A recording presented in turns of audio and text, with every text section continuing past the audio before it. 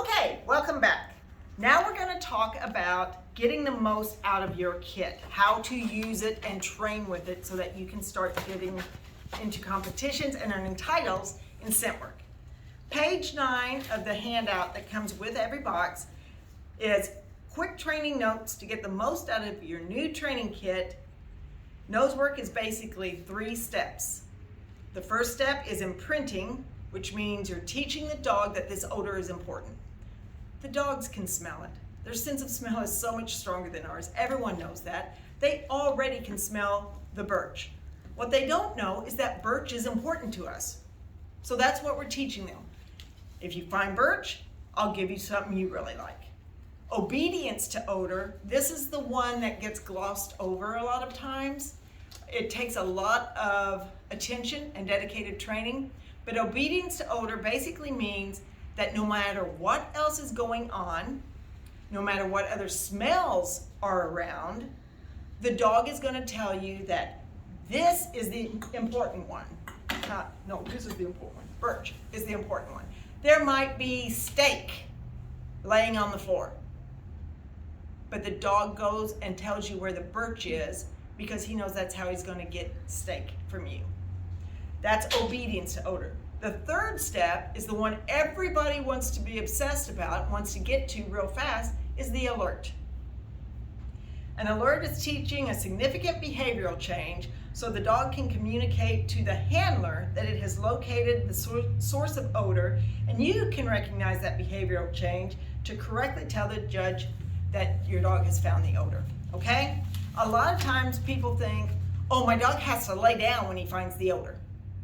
That's not the only alert. An alert is any significant, observable behavioral change. So if your dog is just moving around the area and they freeze, that's an observable behavioral change. That is something the dog can do to tell you he's found it. Small dogs will frequently paw at it because they're excited and that's just what they do. That's an alert. Larger dogs, we try to discourage the pawing because they can damage a search area or item. So we try to get a more passive alert. And a lot of times, what I personally like to train for, I don't care what the dog does with his body, as long as he's not pawing, because I have a 70-pound dog. I want the dog to put his nose on the source of odor, or as close to source of odor, and not move. This is how I know the dog has found something. So, 3 steps: imprinting, obedience to odor is the biggest one, and the alert. The dog will naturally tell you what their alert is. Some dogs sit, some dogs down. The only problem with the down is when you get to the upper levels of competition, this odor can be placed 5, 6, 7 feet up in the air. If your dog lays down when they smell it, it's hard to tell exactly where it's at, okay? So now we're going to get into actually getting started, using some of this stuff, and having fun with our nose work in a box kit.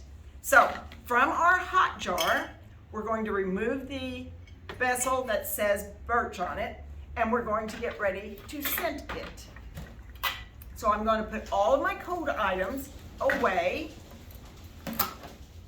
I do not want to take a chance of an accidental contamination.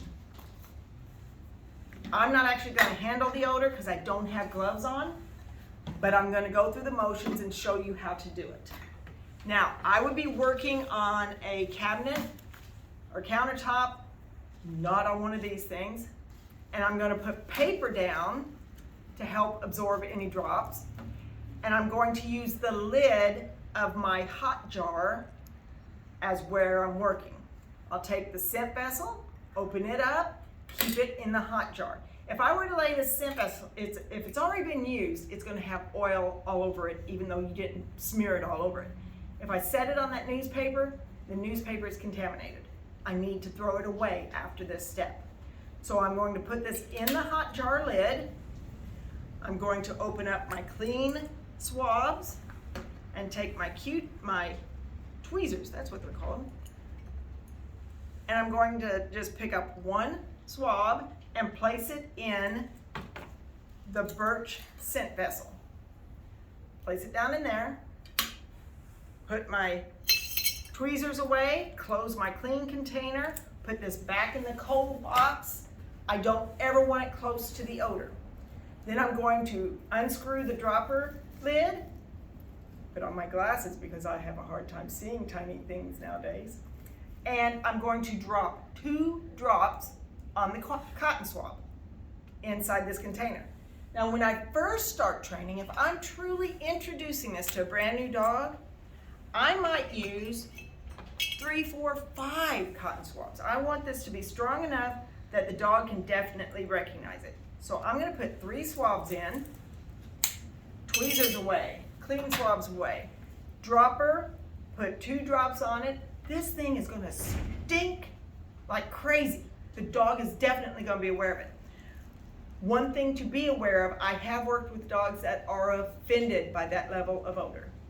So if you start introducing this to your dog and the dog is like, whoa, and won't go near it, take out 2 or 3 swabs, putting it in that handy dandy use jar, and try it with just 1 swab. In competition, it will be 1 swab, 2 drops of oil, scented at least 10 minutes before the search.